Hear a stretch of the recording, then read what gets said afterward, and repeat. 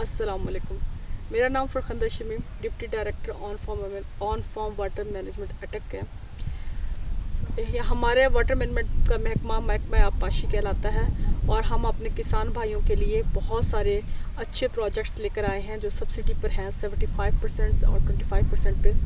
जैसे कि प्रियाट हमारा एक नया प्रोजेक्ट है, इसके अंदर हम हाई एफिशिएंट इरिगेशन सिस्टम जिसमें कि हम स्प्रिंकलर सिस्टम और ड्रिप सिस्टम जैसे इरिगेशन के निज़ाम आबपाशी के स्कीमें लेकर आए हैं और जो कि 75% टोटल सब्सिडी का जो है वो गवर्नमेंट अपना हिस्सा देती है, अपने फार्मर को उसको असिस्ट करती है। उसके अलावा हम उनको वाटर सोर्स डेवलप करके दे रहे हैं। अपने बारानी एग्रीकल्चर हमारा एक प्रोजेक्ट है उसके ऊपर, जिसमें हम कुएं भी बनाकर दे रहे हैं 60-40 की सब्सिडी पर, और इसी तरह हम फार्म पॉन्ड भी बनाकर दे रहे हैं 60-40 की सब्सिडी पर।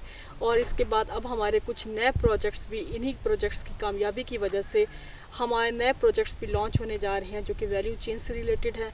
मुख्तलिफ हमारे ग्रुप्स बनेंगे जिनको एक बड़ी तादाद में, एक बड़ी अमाउंट में जो है वो सब्सिडी दी जाएगी, ताकि वो अपना जो भी यहाँ से बेहतर यील्ड हासिल करते हैं और उससे वो उसको आगे वैल्यू चेन में कन्वर्ट करके उसको बेहतरीन तरीके के साथ एक अच्छी पैकेजिंग के साथ जो है उनको मशीनरी प्रोवाइड की जाएगी, जिसको इस ज़ेर इस्तेमाल लाकर वो इसको एक बिज़नेस के तौर पर लेकर चलेंगे, जिनके लिए हम एक नई फार्मूलेशन कर रहे हैं और अपने तमाम किसान भाइयों को ये खुशखबरी देना चाहते हैं कि ये प्रोजेक्ट्स भी आ रहे हैं। जैसे कि अभी हमारा सोलराइजेशन का प्रोजेक्ट चला था जिसमें मरियम नवाज़ ने बड़ा अहम किरदार अदा किया।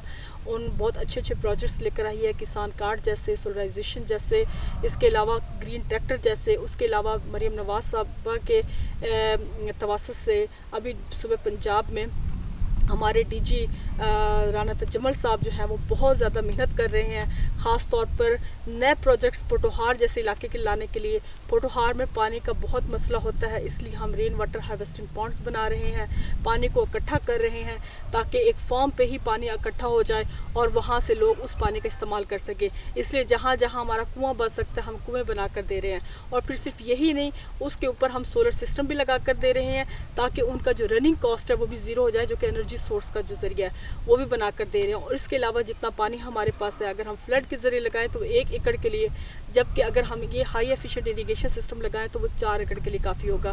तो इस तरह के सिस्टम भी हम लगा रहे हैं। और हमारे आज भी हम एक साइट पे खड़े हैं जहाँ पर स्प्रिंकलर सिस्टम लगा हुआ है, सोलर सिस्टम लगा हुआ है। उससे पहले हमने उनको कुआं बना कर दिया था।